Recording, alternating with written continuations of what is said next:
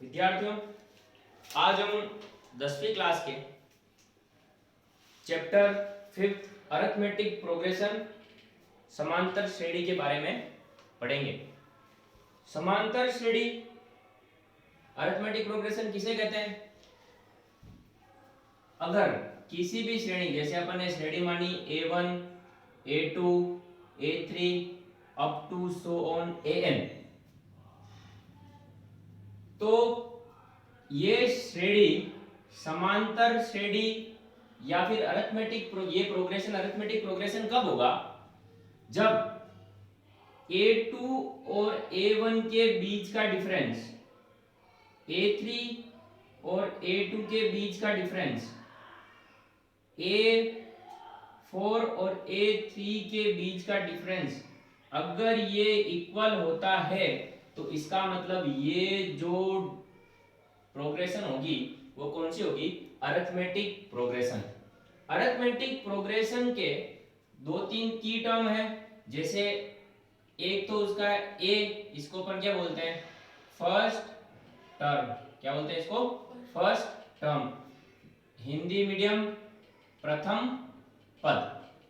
ठीक है, ये होती है अपने ए, जो इसके फॉर्मूलाज के अंदर अपने को काम आने वाला है। दूसरी चीज होती है डी, जिसको अपन बोलते हैं common difference. Common difference D, इसको अपन हिंदी मीडियम वाले क्या बोलते हैं? इसको सार्व अंतर। ठीक है, ए इसका फर्स्ट टर्म, ये A1 जो है ये इसके ए के बराबर है, इसको अपन क्या बोलते हैं? फर्स्ट टर्म, मतलब प्रथम पद। डी इसका होता है कॉमन डिफरेंस, जिसको अपन बोलते हैं सारांतर। डी कहां से निकल सकता है? डी कहीं से भी दो क्रमागत पद, दो कंसेक्यूटिव टर्म्स कौन कौन सी है? A2 और A1, दो कंसेक्यूटिव टर्म्स है, तो A2 और A1 के बीच का डिफरेंस आपको क्या देगा? D। A3 और A2 के बीच का डिफरेंस आपको क्या देगा? D। A4 और A3 के बीच का डिफरेंस आपको क्या देगा? D। अगर मैं इसको एक जनरल फॉर्मूला बनाना चाहूं जो आपके 12th तक काम आता है, वो क्या होता है? AN और AN-1 is equal to D। ये अपने को कई बार कोर्स में नहीं दिया होता है, लेकिन अपने को अगर ये दिमाग में रखे, जनरल फॉर्मूला क्या होता है इसका? AN-1, ये क्या होता है इसका? D। पहली टर्म तो अपने को क्या होती है? A, कॉमन डिफरेंस क्या होता है? D। अच्छा, अब अगर अपन ने कहा कि A2 माइनस A1 बराबर D है, इसका मतलब इट्स इंप्लाइज कि A2 जो होगा वो क्या होगा? A1 प्लस D होगा। अगर A3 minus A2 equal to D है, इसका मतलब A3 जो होगा वो क्या होगा? A2 प्लस D होगा। अगर इस A2 की जगह मैं क्या रखूं? A1 प्लस D, तो ये क्या हो जाएगा? A1 plus D plus D होगा। इसका मतलब कि अगर मैं इसको A लिखूं तो इसको मैं क्या लिख सकता हूं? A plus D। इसको मैं क्या लिख सकता हूं? A plus 2D। इसको क्या लिख सकता हूं मैं? A plus 3D। मतलब ये है मेरी फर्स्ट टर्म, ये है मेरी सेकंड टर्म, ये है मेरी थर्ड टर्म, ये है मेरी फोर्थ टर्म। अगर मेरे को nth टर्म की बात करनी है, जिसको मैं क्या लिखता हूं? an, तो इसका फॉर्मूला क्या होगा भाई? A1 जो है उसमें एक भी d नहीं जुड़ा हुआ है। A2 के अंदर जब n की वैल्यू 2 है तो d में क्या मल्टीप्लाई हो रहा है? 1। जब n की वैल्यू 3 है तो d में क्या मल्टीप्लाई हो रहा है? 2। जब n की वैल्यू अगर 4 हुआ तो d में क्या मल्टीप्लाई हो रहा है? 3। इसका मतलब जितनी n की वैल्यू है, अगर a n की वैल्यू निकालेंगे तो n में क्या करना है? कुछ नहीं करना है, a के अंदर d को जोड़ना है। कितने टाइम्स? n-1 टाइम्स d जोड़ना है। समझ में आ गया? ठीक है, तो अपने पास अपन ने एक मोस्ट इंपोर्टेंट फॉर्मूला निकाला जो काफी क्वेश्चंस में काम में आता है। एक बार आप इसको नोट्स उतार लीजिए, यहां तक आपके काम कीजिए, उतार लीजिए। तो इन सब बातों से अपन क्या निष्कर्ष निकाल सकते हैं कि A1 जो होता है वो क्या होता है A2 जो होता है क्या होता है A प्लस डी, A3 जो होता है वो क्या होता है A प्लस 2D, A4 जो होगा वो क्या होगा A प्लस 3D। तो इससे मैं क्या कर सकता हूं कि AN जो होगा वो क्या होगा A plus N minus 1D। अब ये किसका फॉर्मूला हुआ nth टर्म का फॉर्मूला हुआ। किसका फॉर्मूला हुआ भाई। कंफ्यूजन बहुत सारा कहां होता है कि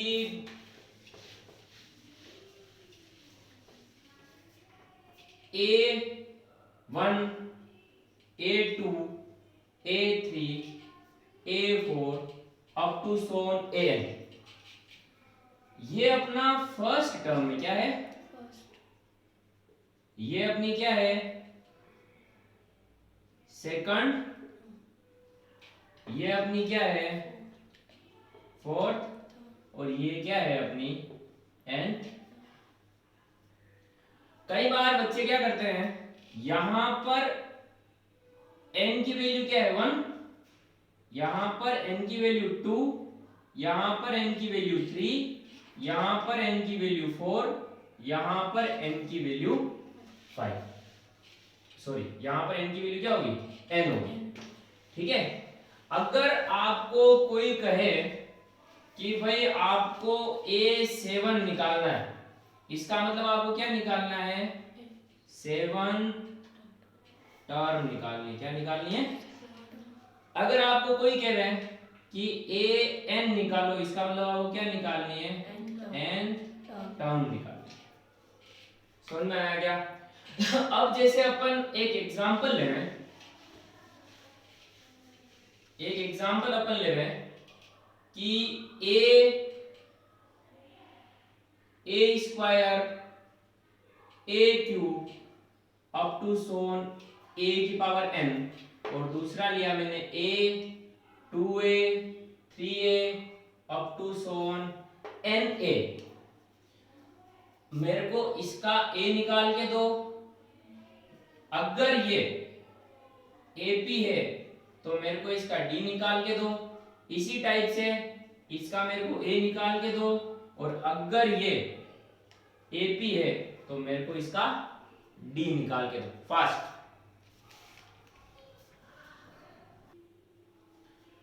तो इन दोनों का ये तो सभी प्रोग्रेशन का होगा, लेकिन किसी भी प्रोग्रेशन का अरिथमेटिक प्रोग्रेशन होना केवल एक चीज पे मैटर करता है, किसके ऊपर डी के ऊपर, है ना। अगर इसकी जितनी भी टर्म्स है उन सबके बीच का डिफरेंस अगर सेम हुआ तो ये क्या होगी एपी, और अगर सेम नहीं हुआ तो ये क्या नहीं होगी एपी नहीं होगी। इसमें ए स्क्वायर माइनस ए क्या होगा ए माइनस 1, सही है क्या? इस वाली एपी की बात कर रहा हूं मैं। इसमें a1 बराबर क्या है ए, a2 बराबर क्या है ए स्क्वायर, a3 बराबर क्या है ए क्यूब, है ना। और an बराबर क्या है a की पावर n। तुम समझ रहे हो?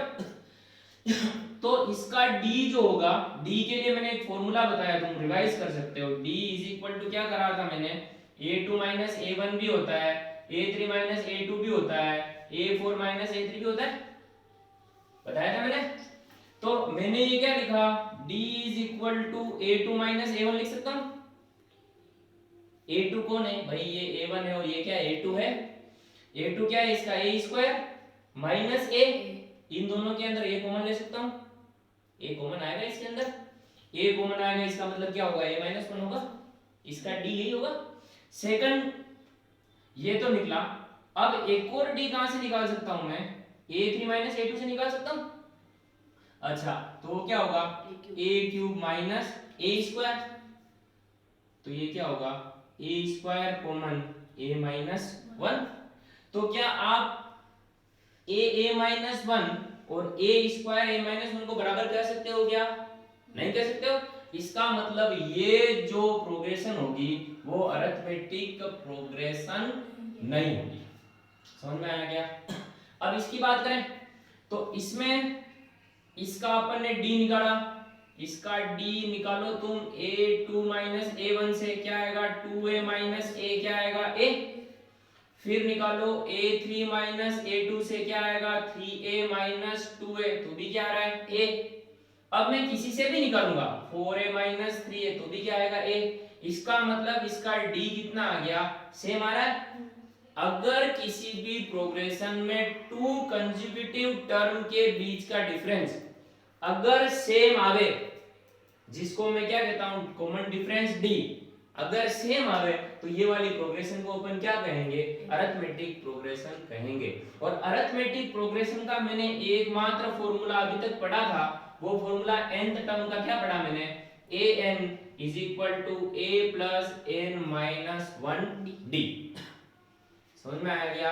तो इसका मतलब अगर मेरे को किसी भी एपी को पता करना है कि ये किसी भी प्रोग्रेशन को पता करना है कि ये एपी है या नहीं, तो मेरे को सबसे पहले कहां क्या निकालना पड़ेगा उसका दोनों कंजुगेटिव जितनी भी टर्म्स है दो कंजुगेटिव टर्म्स के बीच का डिफरेंस निकालना पड़ेगा। समझ में आया क्या? ठीक है।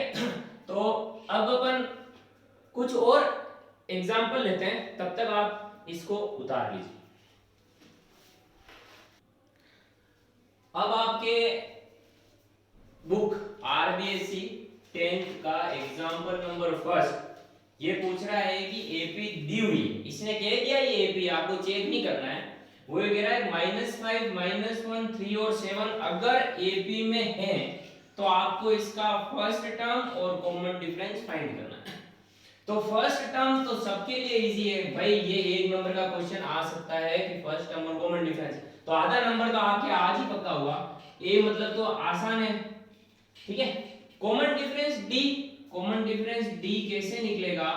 कॉमन डिफरेंस डी निकलने के क्या क्या फॉर्मूले हैं? a2 minus a1, a3 minus a2, a4 minus a3, a5 minus a4 up to so on सब है।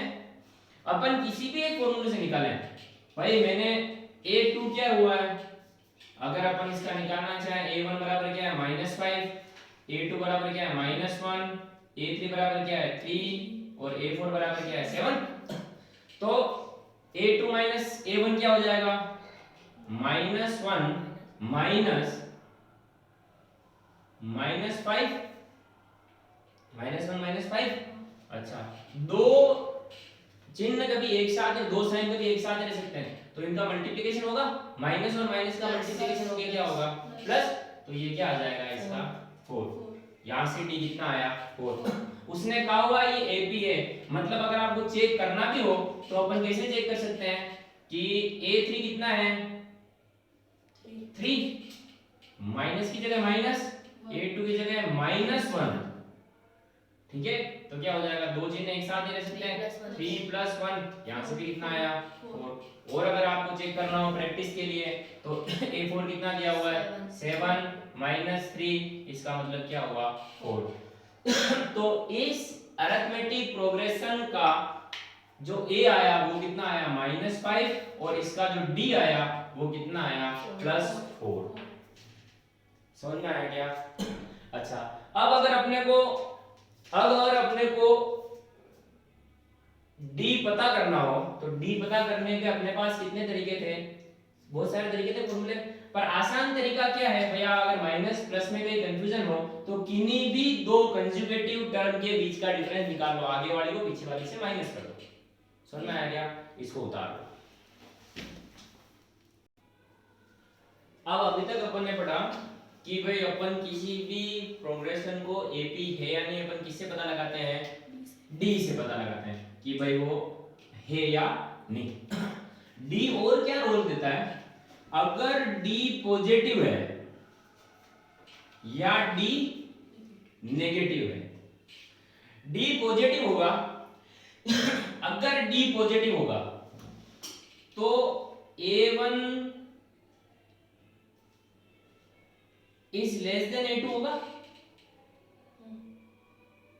भाई तुम समझो 1 2 3 4 5 मैंने लिखा 5 4 3 2 1। इसमें जो होगा ये तो हो रहा है बढ़ता हुआ क्रम, जिसको अपन क्या बोलते हैं असेंडिंग, और ये हो रहा है अपना घटता हुआ डिसेंडिंग। अगर डी पॉजिटिव हुआ, यहां अपने को डी क्या लिख रहा है 2 1 1 3 2 1 4 3 1 5 4 1, ये क्या है पॉजिटिव है, डी क्या है पॉजिटिव है। यहां पर डी 4 5 3 4 2 3 1 2, ये सब क्या दे रहा है -1।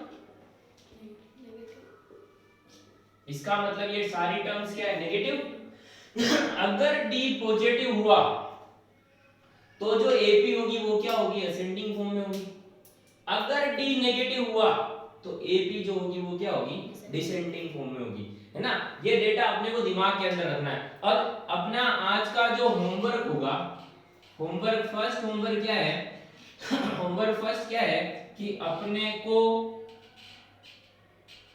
5 तो डिसेंडिंग और 5 असेंडिंग ये अपने को एपी बनानी है खुद से, और उसका ए और डी फाइंड करना है, ठीक है। अच्छा ये उतार लो, उतारना है तो